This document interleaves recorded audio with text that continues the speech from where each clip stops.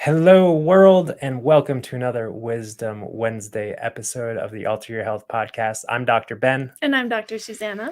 And we're both naturopathic doctors who empower you to heal yourself through whole food, plant-based nutrition, as well as mind-body medicine. And in these Wisdom Wednesday calls, we explore the topics of mind, thought, consciousness, as well as the brain-body connection to empower ourselves to heal. And today we're talking about that feeling that is oh so familiar, the feeling of busyness, overwhelm. How the heck am I going to get everything done that I need to do? And sometimes, I know for me, it feels like I cannot, despite what I do, get out of that frame of thinking and that feeling of being overwhelmed. I know you were just sharing with me your experience of that as well, Dr. Susanna. Yep. We always bring up a topic that is pertinent to us in our lives. And I've been feeling a lot of busyness recently.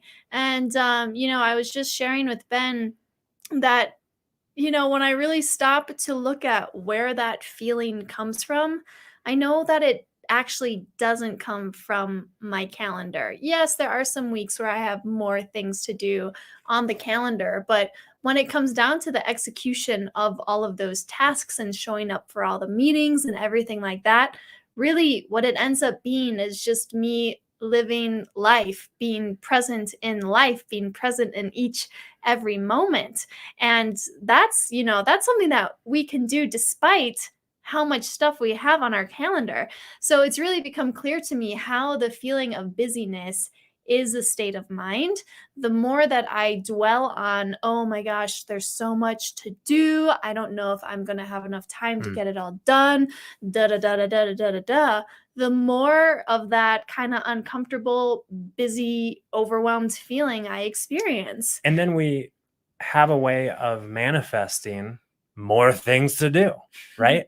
Isn't that funny how when you feel overwhelmed, or maybe it's just me, I don't know, if this happens to you, let us know.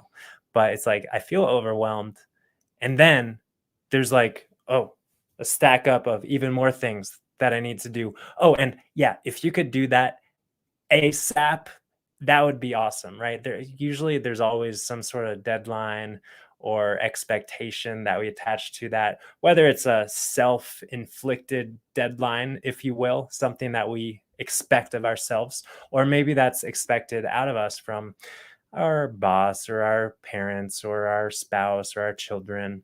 But in any case, it's funny how that stressful, overwhelmed state of mind, busy state of mind breeds more busyness.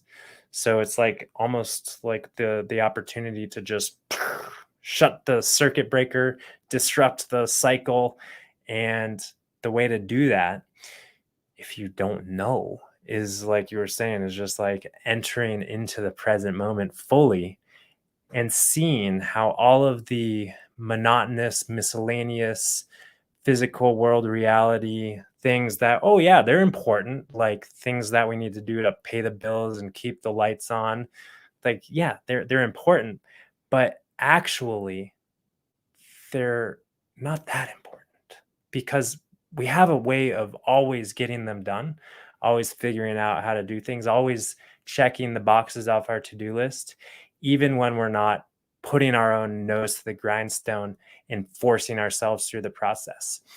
So there is opportunity for more space and more peace, and also hammering things off of our to-do list and getting stuff done. It's not like, oh, just go on a vacation, go hibernate, and just cancel all the appointments, just cancel it all and flee society and take a social media detox on a deserted island and just put your feet up.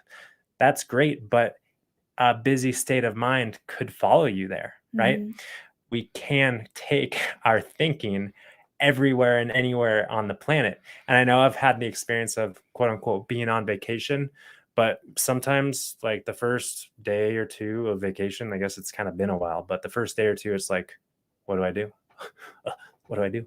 And it's like, oh yeah, this is a time to do nothing, and that's okay.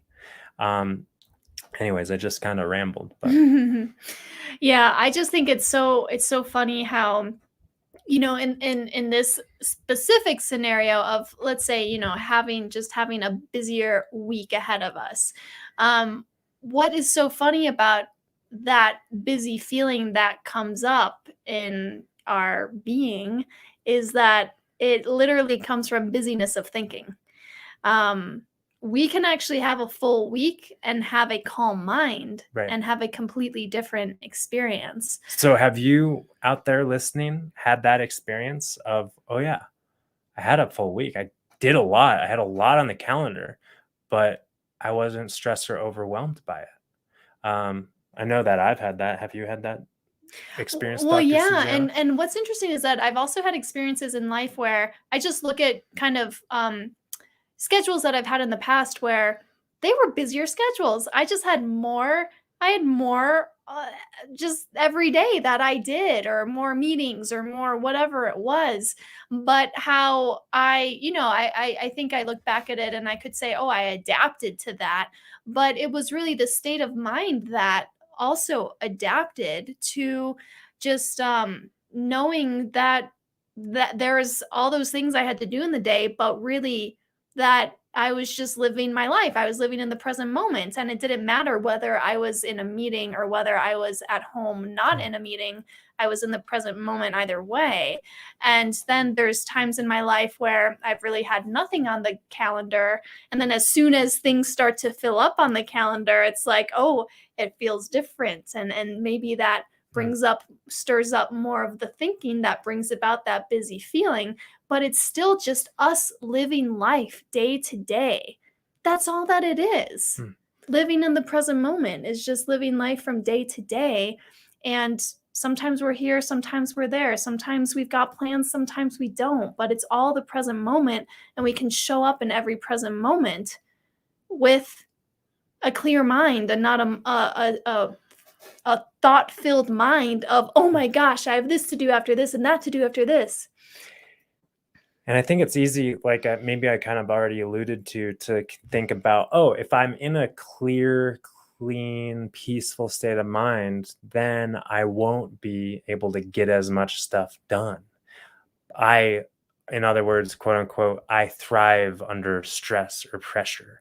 And some people do because of their addiction to stress, physiologically, psychologically addicted to stress. But we don't need to operate in stress. And in fact, when we are operating from a clear state of mind, we have direct access to creativity, to universal wisdom, to all of the ideas and inspiration that lead us to hammer out those things on our to-do list in a more efficient manner. So being peaceful, paradoxically, allows us to be more productive, in my experience. And not only that, we can maybe also have this experience of time warping. It's like things slow down and we just jam in a lot of things in a short period of time. Because let's face it, time is a weird thing. Time does pass you by when you're in the present moment, or when you're consumed with something. So we can use that to our advantage, if you will, in our checking things off of our to-do list. And we don't have to drag ourselves under pressure to get things done better, because let's face it, no one really operates better under pressure. I remember someone talking about, if you had a choice of two brain surgeons to operate on your brain, some big procedure, would you choose the surgeon who's stressed, or would you choose the surgeon who's peaceful? Most people would probably choose the peaceful surgeon, and we are always operating in our lives, and we can do so under peace or under pressure or stress.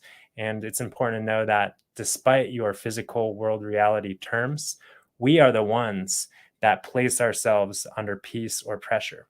Yeah. We are the ones that hold the expectations onto ourselves. And yeah, someone might say, oh, you got to do this by this time or that time.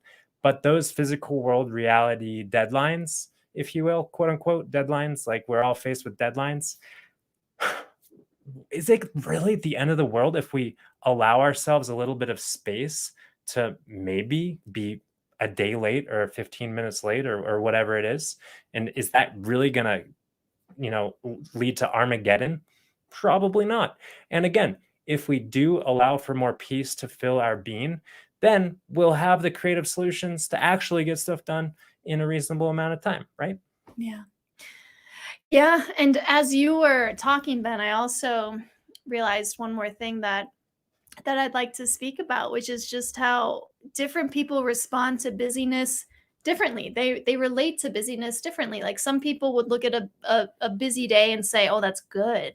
I like busy days. Mm. That means I'm like getting a lot done. That means that I'm a worthwhile person. That means that I'm, giving back to society or whatever." Give Some yourself a people pat on the back. yeah, some people might look at a busy day and say, "Oh my gosh, I don't do well with this. I can't do this. This is too much for me." And so our experience of quote unquote busyness is all coming from our judgments about that. It's Mm. all coming from our thoughts about our life and how we do with a full schedule or a free schedule. And I actually like that word, and I heard this from a friend of mine. She actually stopped using the term busy. She stopped saying, "Oh, I have a busy day," and she started saying, "I have a full day," because busy for her had kind of this connotation of bad, Mm. and full had this sense of possibility and richness. That's true. And it also reminds me, over the holidays, my grandma asked us, she's like, "Oh, are you staying busy?" And I'm like, "No, I don't want to be busy. Are you kidding me? I don't want to be busy." And I was half joking with her, because we are staying full, but I'm staying out of the mindset of being busy, which again, I think society is kind of programmed to think, oh, busy is good, productive is good, more is better.